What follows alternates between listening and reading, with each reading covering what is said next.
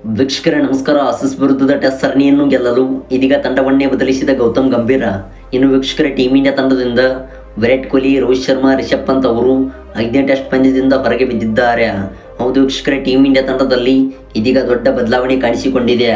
ವೀಕ್ಷಕರೇ, ಈ ವಿಡಿಯೋದ ಸಂಪೂರ್ಣ ಹೈಲೈಟ್ಸ್ ಬಗ್ಗೆ ತಿಳಿಯೋದಕ್ಕಿಂತ ಮುಂಚಿತವಾಗಿ ನೀವು ಅಪ್ಪಟ ಟೀಮ್ ಇಂಡಿಯಾ ತಂಡದ ಫ್ಯಾನ್ಸ್ ಆಗಿ ಕಂಡು ಬಂದಲ್ಲಿ ದಯವಿಟ್ಟು ಈಗಲೇ ವಿಡಿಯೋಗೊಂದು ಲೈಕ್ನ ವ್ಯಕ್ತಪಡಿಸಿ. ಹಾಗೆ ವೀಕ್ಷಕರೇ, ದಯವಿಟ್ಟು ಕಾಮೆಂಟ್ ಬಾಕ್ಸಲ್ಲಿ 5ನೇ ಟೆಸ್ಟ್ ಪಂದ್ಯದಲ್ಲಿ ಟೀಮ್ ಇಂಡಿಯಾ ತಂಡವು ಎಷ್ಟು ಬದಲಾವಣೆಗಳೊಂದಿಗೆ ಕಾಣಿಸಿಕೊಳ್ಳಲಿದೆ ಎಂದು ಕಾಮೆಂಟ್ ಬಾಕ್ಸಲ್ಲಿ ವ್ಯಕ್ತಪಡಿಸಿ. ಮತ್ತು ಇದೇ ರೀತಿ ಸ್ಪೋರ್ಟ್ಸ್ ಮಾಹಿತಿಗಾಗಿ ದಯವಿಟ್ಟು ನಮ್ಮ ಚಾನಲ್ನ ಈಗಲೇ ಸಬ್ಸ್ಕ್ರೈಬ್ ಮಾಡಿಕೊಂಡು ಅಲೋ ನೋಟಿಫಿಕೇಶನ್ ಆನ್ ಮಾಡಿಕೊಳ್ಳಿ. ಅದೇ ರೀತಿಯಾಗಿ ವೀಕ್ಷಕರೇ, ನಾಳೆ ನಡೆಯುವಂಥ 5ನೇ ಟೆಸ್ಟ್ ಪಂದ್ಯದಲ್ಲಿ ಜಸ್ಪ್ರೀತ್ ಬುಮ್ರಾ ಅವರು ನಾಯಕ ಸ್ಥಾನ ವಹಿಸುತ್ತಾರೆ ಎಂದರೆ ದಯವಿಟ್ಟು ಕಾಮೆಂಟ್ ಬಾಕ್ಸಲ್ಲಿ ಪ್ರತಿಯೊಬ್ಬರೂ ಕೂಡ ಜಸ್ಪ್ರೀತ್ ಬುಮ್ರಾ ಎಂದು ಟೈಪ್ನ ಮಾಡಿ ನಿಮ್ಮ ಅತ್ಯಮೂಲ್ಯವಾದ ಕಾಮೆಂಟ್ಸ್ಗಳನ್ನು ತಿಳಿಸಿ. ವೀಕ್ಷಕರೇ, ಭಾರತ ಹಾಗೂ ಆಸ್ಟ್ರೇಲಿಯಾ ನಡುವಿನ ಕೊನೆಯ ಟೆಸ್ಟ್ ಪಂದ್ಯವು ನಾಳೆ SCG ಅಂತಾರಾಷ್ಟ್ರೀಯ ಮೈದಾನದಲ್ಲಿ ಜರುಗಲಿದೆ. ಇನ್ನು ವೀಕ್ಷಕರೇ, ಈ ಒಂದು ಕೊನೆಯ ಟೆಸ್ಟ್ ಪಂದ್ಯವು ಟೀಮ್ ಇಂಡಿಯಾ ತಂಡಕ್ಕೆ ಮಹತ್ವದ ಪಂದ್ಯವಾಗಿದೆ.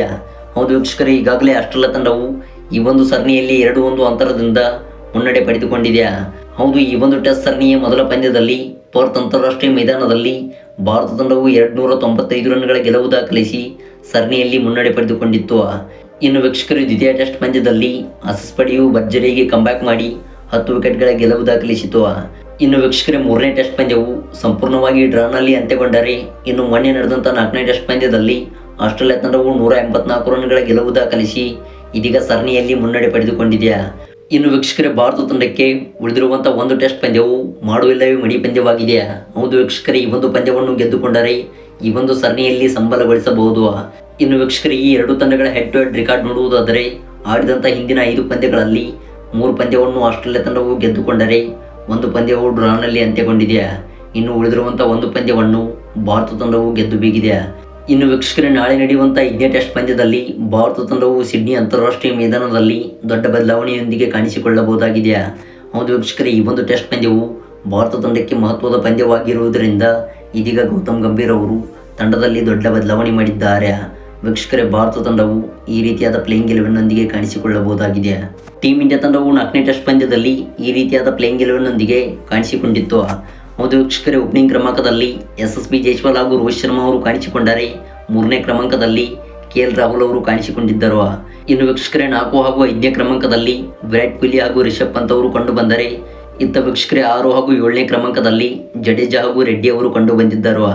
ಇನ್ನು ವೀಕ್ಷಕರೇ, 8 ಹಾಗೂ 9ನೇ ಕ್ರಮಾಂಕದಲ್ಲಿ ವಾಷಿಂಗ್ಟನ್ ಸುಂದರ್ ಹಾಗೂ ಆಕಾಶ್ದೀಪ್ ಅವರು ಕಾಣಿಸಿಕೊಂಡರೆ 10 ಹಾಗೂ 11ನೇ ಕ್ರಮಾಂಕದಲ್ಲಿ ಜಸ್ಪ್ರೀತ್ ಬುಮ್ರಾ ಹಾಗೂ ಮೊಹಮ್ಮದ್ ಸಿರಾಜ್ ಅವರು ಕಾಣಿಸಿಕೊಂಡಿದ್ದರು. ವೀಕ್ಷಕರೇ, ಈ ಒಂದು ಪ್ಲೇಯಿಂಗ್ 11ನೊಂದಿಗೆ ಭಾರತ ತಂಡವು 4ನೇ ಟೆಸ್ಟ್ ಪಂದ್ಯದಲ್ಲಿ ಕಾಣಿಸಿಕೊಂಡಿತ್ತು. ಆದರೆ ವೀಕ್ಷಕರೇ, ಇದೀಗ ಭಾರತ ತಂಡವು ಕೊನೆಯ ಟೆಸ್ಟ್ ಪಂದ್ಯದಲ್ಲಿ 3 ಬದಲಾವಣೆಯೊಂದಿಗೆ ಕಾಣಿಸಿಕೊಳ್ಳಲಿದೆ. ಹೌದು ವೀಕ್ಷಕರೇ, ನಾಯಕರಾಗಿರುವಂಥ ರೋಹಿತ್ ಶರ್ಮಾ ಅವರು 5ನೇ ಟೆಸ್ಟ್ ಪಂದ್ಯದಲ್ಲಿ ಆಡುವುದು ಅನುಮಾನವಾಗಿದೆ.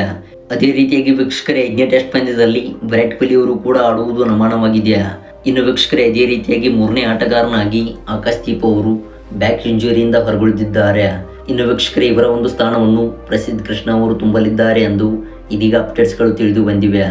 ಇನ್ನು ರಿಷಬ್ ಪಂತ್ ಅವರ ಬದಲಿಗೆ ಧ್ರುವ್ ಜುರೇಲ್ ಅವರು ಕೂಡ ನಾಳೆ ಪ್ಲೇಯಿಂಗ್ 11ನೊಂದಿಗೆ ಕಾಣಿಸಿಕೊಳ್ಳಬಹುದಾಗಿದೆ. ವೀಕ್ಷಕರೇ, ಈ ಸ್ಫೋಟಕ ಪ್ಲೇಯಿಂಗ್ 11 ನಾಳೆ 5ನೇ ಟೆಸ್ಟ್ ಪಂದ್ಯದಲ್ಲಿ ಕಾಣಿಸಿಕೊಳ್ಳಲಿದೆ ಎಂದು ಇದೀಗ ಸೋಷಿಯಲ್ ಮೀಡಿಯಾಗಳು ಅಪ್ಡೇಟ್ಸ್ ಕೊಟ್ಟಿವೆ.